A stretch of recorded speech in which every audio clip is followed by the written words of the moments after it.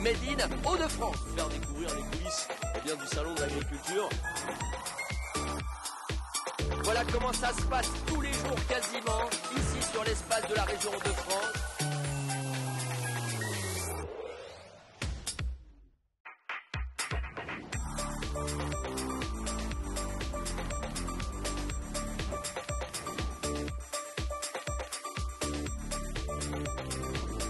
Made in Hauts-de-France. Faire découvrir les coulisses du salon de l'agriculture.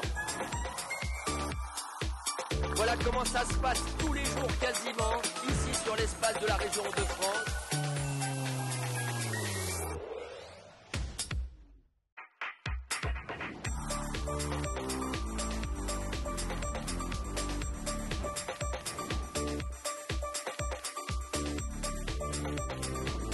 Made in Hauts-de-France. Faire découvrir les coulisses du salon de l'agriculture. Voilà comment ça se passe tous les jours quasiment, ici sur l'espace de la région de France.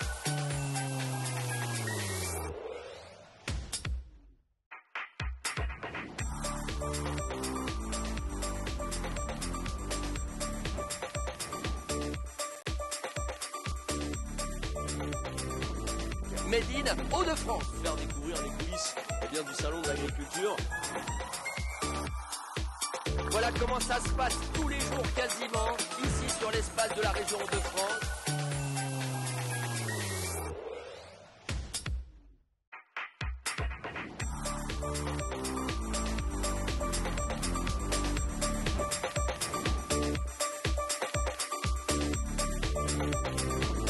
Made in Hauts-de-France. Faire découvrir les coulisses du salon de l'agriculture.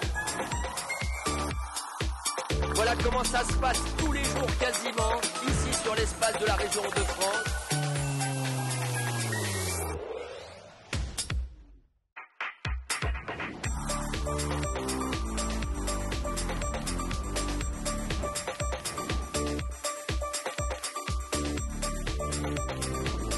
Made in Hauts-de-France. Faire découvrir les coulisses du salon de l'agriculture. Voilà comment ça se passe tous les jours quasiment, ici sur l'espace de la région de France.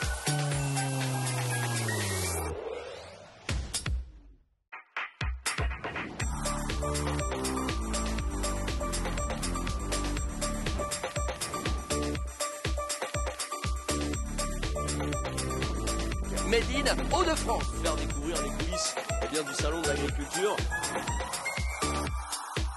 Voilà comment ça se passe tous les jours quasiment, ici sur l'espace de la région de France.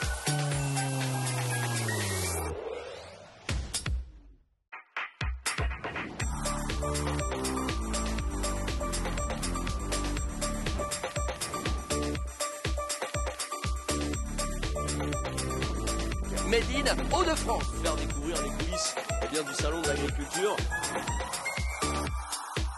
Voilà comment ça se passe tous les jours quasiment, ici sur l'espace de la région de France.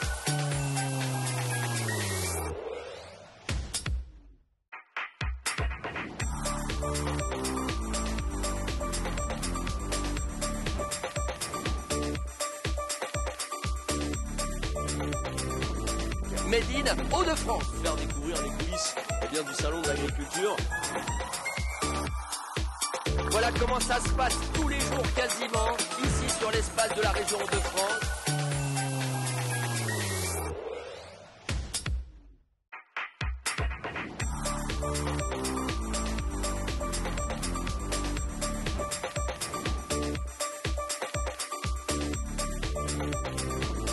Made in Hauts-de-France. Faire découvrir les coulisses du salon de l'agriculture.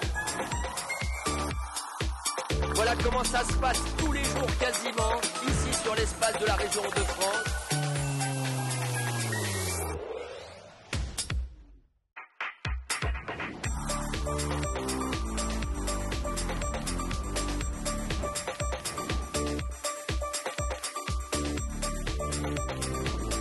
Made in Hauts-de-France. Faire découvrir les coulisses du salon de l'agriculture. Voilà comment ça se passe tous les jours quasiment, ici sur les l'espace de la région de France.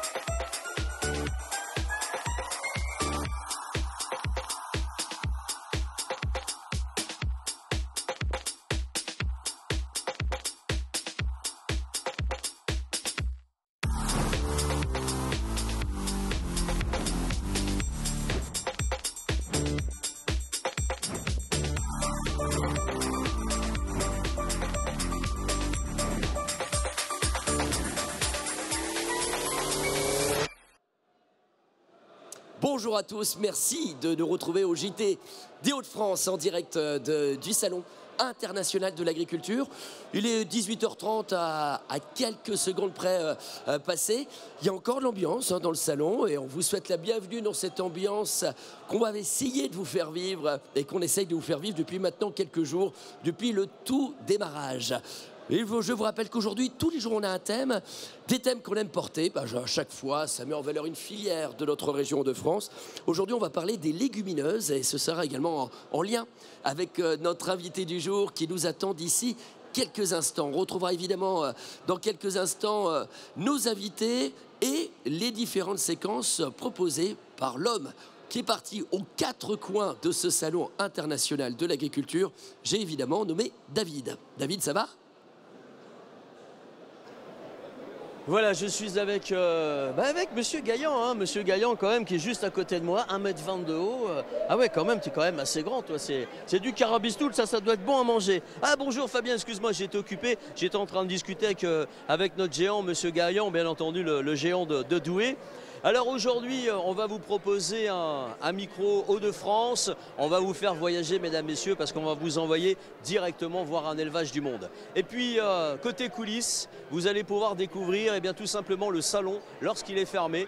Que se passe-t-il? Eh bien, j'ai été faire un petit tour avec nos amis des chevaux de trait, les chevaux de notre région, où ils ont fait une petite soirée conviviale. Vous découvrirez ça tout à l'heure. En attendant, on parle justement de carabistoul, un bon petit caramel qui te donne envie. Moi, je pense pas bien que je vais en prendre un pour moi. Et puis forcément, je t'en amène un. Allez, à tout de suite.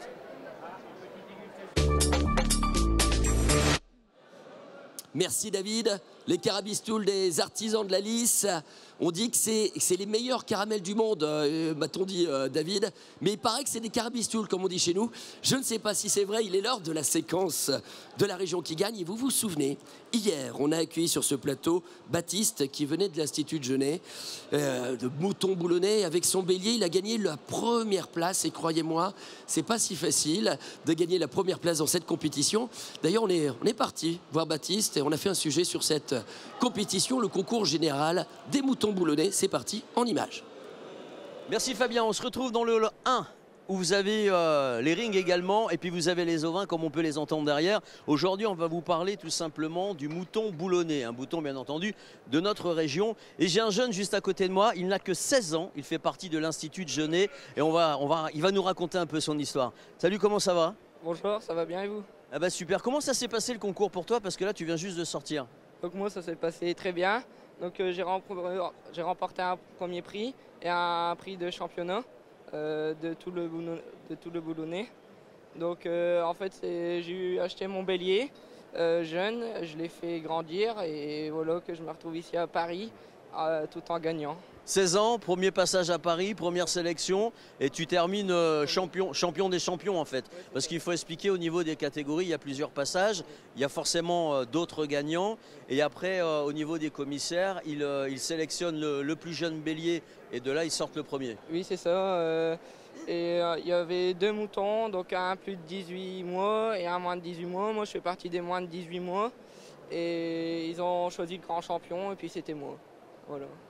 Pourquoi cette passion pour les moutons? Parce que j'ai baigné depuis tout petit dedans. Mon arrière-grand-père était éleveur de moutons, mon grand-père était éleveur de moutons, mon oncle est éleveur de moutons. Et après, j'ai acheté mon bélier chez Étienne Cauchy, qui est ici, un grand copain de mon grand-père. Donc voilà, depuis tout petit, je suis dedans. Au niveau de l'Institut, tu fais uniquement du mouton ou tu apprends également d'autres filières agricoles? Non, je suis qu'en première STAV, en agricole. Donc je suis un peu dans le mouton, oui, parce que j'ai fait les Olympiades 2024. C'est bien ça aussi, un beau parcours quand même déjà. En plus, 16 ans, j'ai envie de dire, pas de panique, tout va bien, tu as encore largement le temps. Première sélection à Paris, tu deviens champion, moi je dis bravo à toi. Est-ce que tu peux nous situer au niveau de l'élevage, à quel endroit exactement de la région de France? Je suis dans le nord, dans l'Avesnois, en RJ. Et combien de têtes au total au niveau de l'exploitation? Là je vais arriver à 11 têtes. 11 têtes, ton objectif forcément c'est de continuer, faire l'élevage? Oui. Ouais, c'est ça, continuer, m'agrandir un petit peu et puis toujours faire de la bonne qualité. Ça, c'est bien entendu le suivi et l'avantage de connaître l'animal de A à Z. Pourquoi avoir choisi cette race de mouton, spécialement le boulonnais par rapport à d'autres? Parce que je voulais une race des Hauts-de-France. Comme il n'y a qu'une race, le choix était vite fait. Et puis j'aime bien ce mouton parce que je l'ai découvert à l'Institut de Genêt et en venant visiter le salon. Je l'ai découvert parce que j'aime bien aussi sa morphologie. Donc voilà, du coup j'ai choisi ce mouton-là. Voilà, c'est lui et pas un autre. Voilà. On rappelle bien entendu que c'est une race à viande. C'est ça, c'est une race à viande. On fait des agneaux de boucherie pour certains éleveurs de l'association. Et après, c'est une race où il faut suivre la génétique. Et je remercie Florent Piedona, notre technicien de race, pour m'avoir aidé. Allez, rappelle-nous juste ton nom, juste ton prénom pour conclure. Labalette Baptiste.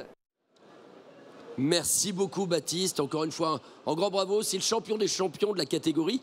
Puis je vous rappelle, il avait participé aux Olympiades, Baptiste, il y a quelques années, mais cette année, le champion des Olympiades, des rencontres des jeunes bergers, c'est Benoît Toutain qui va représenter d'ailleurs la France désormais à la compétition internationale. Alors c'est le moment de vous annoncer les médailles du jour. Le nombre de médailles au total est passé à 73 médailles. Je rappelle que l'endroit où on a le plus de médailles, c'est bien dans les bières. 42 médailles, rien que pour les bières. Je rappelle que l'abus d'alcool est dangereux pour la santé, mais à partager en amitié évidemment. Il y a 36 vaches, bovins qui ont été récompensés, 17 chevaux, 87 moutons, béliers, agneaux, ovins, 34 chiens. Arrivé premier, d'ailleurs, un petit clin d'œil pour un chien. Arrivé à la première place, Othello de la vallée des Tekelis. Évidemment, il s'agit d'un teckel standard à poil long qui vient de Goussaincourt dans le 02 dans l'Aisne. Puis un petit clin d'œil également aux 16 participants ayant participé au concours de jugement d'animaux par les jeunes pour dire à quel point... on a une région qui porte haut ses couleurs. On a plus de 200 récompenses depuis le début de ce salon international de l'agriculture. Le concours animaux, aujourd'hui, il s'est déroulé beaucoup de choses. Vous allez voir quelques images. Aujourd'hui, c'était le concours des races limousines. Vous allez voir sur ce ring, nos belles vaches. C'est le grand ring, alors soyez pas surpris. On a plusieurs races endémiques de la région de France, la bleu-bleu du Nord, la blanc-bleu, la rouge flamande, mais la plus grande partie du cheptel, c'est bien les Primostal. Et puis on a évidemment d'autres vaches, comme les Salers. Et puis là, c'est de la limousine. C'était la compétition aujourd'hui. On aura les résultats dans le courant de la soirée. Compétition également pour une race très connue pour la qualité de ses viandes. C'est la race blanc-bleu. Vous voyez ici, c'est des sacrées bêtes, dis donc. On voit comment ils évoluent avant d'arriver à la présentation. Il s'agit bien de race à viande et je rappelle qu'on a un signe officiel de qualité pour la blanc-bleu concernant ces races qui sont élevées en région de France, endémiques de notre patrimoine. D'autres images également, cette fois-ci, multi-compétition, multi-race de chevaux de trait. C'était la compétition Trophée Monté. Et là, je peux vous dire qu'on voyait les boulonnais, les chevaux de trait boulonnais participer à cette épreuve. Il s'agit d'un parcours. Il y a plusieurs, évidemment, vous voyez, on l'a ici en reculant, plusieurs exercices à réaliser dans cette épreuve de montée des chevaux de trait. Et on voit l'élégance incroyable de ces... on ne se rend peut-être pas compte à l'image. Je peux vous dire que c'est des animaux très, très, très massifs. Et de les voir monter comme cela, c'est toujours extrêmement impressionnant. On n'a pas tous les résultats des compétitions qui sont en cours. On vous donnera donc l'évolution de ces compétitions dans le courant de la soirée. Il y a une personne qu'on a envoyée à la visite des animaux de la région de France dans ce salon international de l'agriculture. Vous vous souvenez, en tout début de semaine, on a parlé de la plus grande camélerie d'Europe. C'est l'année du chameau et du dromadaire. Bien, sachez-le, on n'a pas que des chameaux en région de France. Pour preuve, c'est le micro Hauts-de-France avec David. Fabien, pour ce micro de France, je suis une nouvelle fois avec Julien. On connaît Julien forcément avec la camellerie, avec ses chameaux, ses dromadaires, avec son lait de chamelle, son fromage, ses savons. Mais on ne connaît pas Julien avec les animaux du monde. Alors je sais que tu as des lamas, on les voit juste derrière nous, mais pas que. Alors comment ça se passe au niveau de ta ferme? En fait, l'élément principal de la camellerie aujourd'hui, c'est les chameaux et dromadaires, mais là-bas, c'est quand même juste une passion de ma part. Et c'est vrai qu'il y a plein d'animaux qui sont intéressants. On a des lamas, donc on voit quelques-uns ici. Il y a des watusi, ce sont des zébus africains avec les énormes cornes qui sont là à côté de nous. On a des zébus qui sont beaucoup plus petits, qui viennent des îles de Madagascar. Et puis à la maison, on a aussi des ânes miniatures. Et en fait, les dromadaires sont une grande part, mais loin d'être les seuls animaux qu'on a à la camellerie en effet. Alors comment ça se passe? Tu arrives à avoir un élevage? Il y a des naissances au niveau de la camellerie sur les lamas par exemple, ou encore les zébus? Mais tu vois, les lamas par exemple, l'utilité principale, ça va être touristique. Donc en fait, on va les emmener promener avec nous, on leur met un sac à dos sur le dos et puis on est parti en randonnée. Et on s'en sert également pour défricher les terrains de la commune où les dromadaires sont trop grands par exemple. Donc c'est les lamas qui travaillent pour ça. Et c'est vrai que j'ai recréé un troupeau il y a 3-4 ans et la veille du salon, on a eu notre premier bébé lama. Et donc maintenant, voilà, les choses sont faites et tous les ans, on va commencer à avoir des petits. Ils viennent de où ceux-là? Ceux-là, ils sont arrivés du Pérou il y a 3 ans. D'accord. Au niveau des zébus également, il y a des naissances dans notre région de France, c'est possible ça aussi? Oui, oui. Et de nouveau, un zébu, c'est juste une vache. Hein, si on parle en termes jargon agricole, c'est une vache en divers viande, donc la même chose qu'une charolaise, sauf qu'elle est toute petite, elle fait 100 kg adulte. Et elle nous permet, pareil, de nettoyer les terrains qui sont pas forcément accessibles par les gros animaux. Et les petits qui naissent, on en a une dizaine par an, bien souvent ils partent chez des gens qui ont des chevaux, tu sais, pour manger les refus qu'il y a dans les prairies, parce que ça va tout nettoyer. C'est une petite vache qui n'abîme pas. Et ouais, c'est assez sympathique. Et évidemment, tu te doutes bien que c'est bizarre. Bah oui. Ce serait pas la camellerie. Bah oui, c'est forcément la camellerie, c'est forcément bizarre, c'est forcément chez nous dans la région de France, près de Fény. Et j'avais encore une question parce que ton vrai métier, c'est quoi? Collectionneur, passionné, c'est quoi ton vrai job à la base? Alors, moi, j'ai commencé en tant que transporteur d'animaux parce que j'avais pas un sou pour m'acheter quoi que ce soit comme animaux. Et je transportais les animaux, mais je transportais pas les vaches, je transportais des lions, des tigres, des girafes, de zoo à zoo en fait. C'est comme ça que j'ai vraiment connu avoir tous ces animaux. Et j'ai une chance excellente, c'est que je vis ma passion. Ouais, ça se ressent aussi, on le voit dans ton sourire. Et je sais aussi de sources sûres, mesdames, messieurs, qu'en plus, il y a des surprises au printemps, parce qu'il y a aussi un peu d'événementiel chez toi. Et si vous avez envie de passer un bon moment, je pense qu'on peut venir manger couscous dans un lieu particulier. Eh bien oui, parce que quand vous venez à parler info, vous pouvez avouer que vous avez une petite partie de folie chez vous aussi. Donc les gens viennent à la camellerie. À partir du mois de mai, on monte les grandes tentes orientales. On fait des soirées orientales où on a nos danseuses, le couscous et les chameaux tout autour. Les après-midi, c'est justement pour aller se balader avec eux ou avec les dromadaires. Et ben oui, c'est un excellent moment de partage dans les Hauts-de-France, à Maubeuge, ce qui match en plus énormément. Parce que très honnêtement, je serais en plein désert tunisien, ça serait normal.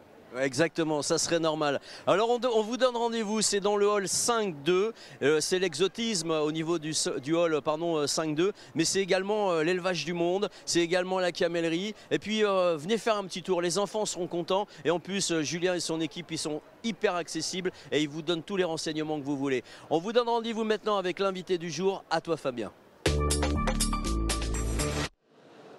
Merci David. Quand on pense que tous les animaux de l'espace Visite du Monde viennent de la région de France, eh bien ça nous fait plaisir. Merci pour ces belles images. Toujours un peu de curiosité, il faut être curieux dans la vie. Évidemment, l'invité du jour, ce sont des invités, on aime bien, c'est en couleur. Je vais présenter en tout premier lieu Richard Boucherie, qui est avec nous, qui est technicien au CRRG de l'espace naturel régional. C'est le Centre régional de ressources génétiques. Bonjour Richard, merci d'être avec nous. On va parler de haricots. Déjà, c'est quoi l'émission du Centre régional de ressources génétiques? Alors, deux missions principales, c'est de conserver et surtout de valoriser le patrimoine domestique agricole. Donc on a parlé des races animales tout à l'heure, la flamande, la bleue du Nord. Donc ça, c'est votre travail? C'est notre travail avec mon collègue Florent Piedana. L'arboriculture fruitière, on a un verger conservatoire de 12 hectares avec plus de 1500 variétés des Hauts-de-France. Et moi, je travaille sur les légumes. C'est-à-dire qu'on a des légumes qu'on risque de voir disparaître si on ne le sauvegarde pas de manière génétique, de manière, voilà, la racine de ces légumes, et si on ne développe pas davantage les filières pour arriver à ces légumes. Alors là, on est sur des légumineuses, on parle de haricots. Quelles sont celles sur lesquelles vous avez travaillé avec le Centre de ressources de recherche de ressources de régional de ressources génétiques, je veux bien dire quand même. Donc là, ce que j'ai en face de moi, c'est les 4 haricots secs des Hauts-de-France. Donc c'est assez unique en France. On est la seule région à avoir 4 haricots secs qu'on a réussi à conserver, tant bien que mal. Mais on y est arrivé. Et la particularité, c'est déjà qu'ils sont tous différents. Parce que là, quand on les regarde, du plus petit au plus gros, ils sont différents. Et donc, ils ont des aspects différents et des goûts différents. Et ils sont sur des terroirs également différents. C'est vraiment des produits de terroir. Oui, quel que soit l'endroit, même sur à l'échelle d'une région comme la nôtre, on a vraiment des terroirs différents. Ouais. Et on arrive à avoir des résultats de haricots, de flageolets qui sont complètement différents, pour lequel, avec vos équipes ensemble, avec votre savoir-faire, vous arrivez à relancer quelques cultures. Alors, on va en présenter. Là j'en ai un devant moi, qui va faire plaisir à toute l'équipe qui est derrière moi. Je ne vais pas dire mesdames, parce qu'on a un homme parmi nous. Alors, je ne sais pas si on peut les voir. Nous avons la confrérie du haricot de Soissons qui est avec nous. Merci d'être avec nous. On a Yana qui est voilà pour les représenter. Alors, moi, j'adore le Salon international de l'agriculture. Ici, c'est pour moi, c'est les confréries, c'est le terroir. Et on est encore d'autant plus fiers quand on a ça dans notre région. Alors, il est énorme, cet haricot. On dit que c'est le plus grand qui existe. C'est vrai, ça? Exactement. C'est le haricot le plus gros de France. C'est ce qui a été remarqué, de toute façon, pour la labellisation, pour l'obtenir, l'IGP. Oui, alors c'est tout nouveau. Il y a encore quelques années, on se demandait si allait avoir ce haricot allait survivre. Et grâce à votre travail, on a de nouveau le haricot, on a de nouveau une filière. Il y a combien de villes sur lesquelles on produit le haricot de Soissons? 543 communes sont concernées, c'est-à-dire toute la pointe du département de l'Aisne. C'est incroyable. Et tout ça, un trésor de la région de France. Combien de temps ça a mis pour redonner un peu de vivacité à la filière? Donc c'est un travail en fait de longue haleine, puisque c'est plus de 25 ans. Et c'est un travail collectif. C'est-à-dire qu'il y a les producteurs, la confrérie, le Centre régional de ressources génétiques, qu'alimentaire pour travailler ce fameux dossier IGP. Donc vous voyez le logo qui est jaune et bleu. Et donc ça a mis près de 25 ans. Donc ça, c'est une fierté pour tout le monde. Et le fait de valoriser ce produit de terroir permet justement de faire vivre la filière et de la pérenniser. Voilà, ça c'est important. Alors la récompense, c'est sans aucun doute d'avoir été récompensé par un signe officiel de qualité, IGP, indication géographique protégée. Et moi j'ai envie de dire une seule chose, longue vie aux haricots de Soissons. On va terminer avec une phrase, on peut dire la doctrine de la confrérie. À la Saint-Didier, lorsqu'on plante du haricot, on en retrouve par milliers. Merci. On en récolte par milliers. Merci beaucoup à la confrérie du haricot de Soissons qui était avec nous, ainsi qu'à Richard Boucherie, technicien au Centre régional de ressources génétiques, un organisme qui est financé par la région Hauts-de-France. Je vous propose de partir dans les coulisses du Salon de l'Agriculture. On a envoyé David hier soir. On n'a pas pu filmer, c'était hier soir, dans la carrière, là au Hall 6, où on retrouve toutes les races de chevaux présentées au Salon de l'Agriculture. Et il faut savoir que tous les soirs, sur la carrière, toutes les races de chevaux, tous les éleveurs se retrouvent pour le briefing. Et c'est souvent le moment d'un moment d'échange, de convivialité, de se retrouver dans un moment festif également, pour faire découvrir toutes les régions de France. Hier soir, c'était la région Hauts-de-France qui était à l'honneur. C'est au micro de David, séquence coulisses. Alors Fabien, je vous emmène dans les coulisses de ce hall 6, là où vous avez habituellement les chevaux pour ce salon de l'agriculture. Alors vous le voyez autour de nous, c'est l'effervescence. Le salon est fermé au public, voilà, parce qu'il est passé 20 h déjà.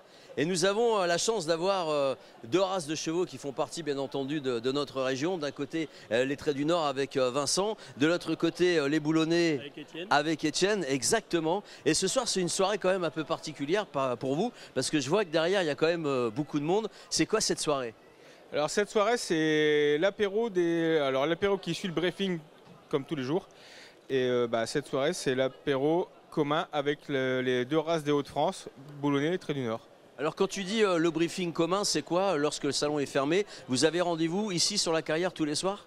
Tous les soirs, on a rendez-vous sur la carrière et on fait un briefing de la journée qui s'est passée et de la journée à venir, où on nous explique ce qui va se passer, les points négatifs et positif de la journée passée et le planning de la journée suivante. Concernant les concours, etc.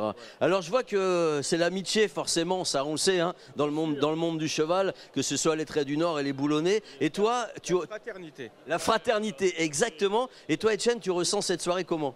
Moi, je ressens cette soirée conviviale, forcément une soirée d'échange. C'est là où c'est le moment où toutes les équipes se rencontrent, tout le monde se mélange. Et on tourne, on propose aussi les produits régionaux, forcément. Hein. Nous, Nord-Pas-de-Calais, on a de l'endive. Moi, je viens de la Côte, je suis pas loin de Boulogne-sur-Mer, j'amène du hareng. Voilà. Et puis, c'est ce moment convivial qui fait qu'on passe une bonne soirée. C'est le départ de la soirée parce qu'elle n'est pas finie. Hein. Là, ça commence. Hein. C'est ça, c'est le départ. On vient juste d'arriver. Mais par contre, vous invitez, donc forcément, vous représentez notre région, et vous invitez les autres régions également à venir à cette soirée? Toutes les races de traits, tous les soirs, sont invitées au briefing, et tous les soirs, c'est une race différente qui fait le pot de l'amitié. Donc ce soir, c'est vous? Ce soir, c'est nous. Demain? Demain, je ne sais pas, je n'ai pas fait attention, mais tous les soirs, c'est une race différente. Et tous les soirs, ça nous permet de découvrir des produits de France différents. Alors c'est vrai, puis j'ai pu voir, vous le verrez bien entendu en image, on parle de l'endive, on a parlé également du spéculoos. Tout à l'heure, le président en parlait justement pour énoncer aux autres, bien entendu, participants de cette soirée festive et conviviale, les différentes choses qu'ils auront à déguster. Également, ils vont découvrir notre bière avec modération, je le rappelle. Également, tout est fait pour faire la fête. Et puis, on entend quand même derrière, hein, ça commence à rigoler. On sent que c'est la fête derrière qui commence à se mettre en route. Et c'est vraiment le pot de l'amitié. Il y a aussi le maroilles et le hareng. Ah oui, c'est bon, on a oublié celui-là. On a oublié le maroilles, on a oublié le hareng. Écoutez, le maroilles spéculoos, vous allez voir, c'est un délice. C'est vrai? Franchement, c'est un délice. Vous savez ce qu'on va faire, les garçons? On va couper, on va y aller, on va rendre l'antenne, on va te laisser le plateau, Fabien. Et je voudrais faire un clin d'œil également aux deux autres races qui font partie dans le monde des chevaux de notre région. On a le Henson, on a le Darkmoor également pour les poneys. On leur fait un petit coucou, un petit clin d'œil, on pense à eux. Et bien entendu, moi je vais aller boire un verre avec les copains, avec modération. Et on va goûter. Donc c'est quoi, tu m'as dit? Le spéculoos maroilles. Le spéculoos maroilles, c'est ça, j'y vais tout de suite avec Vincent et puis avec Étienne. Bon allez, salut, nous on y va. Allez les gars, on y va.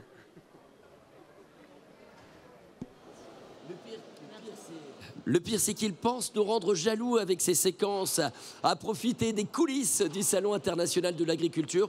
Mais croyez-moi, je suis bien entouré aussi. Autour de moi, nous avons la chance d'avoir le réseau Bienvenue à la ferme, qui a un espace ici au Salon international de l'agriculture sur l'espace Hauts-de-France.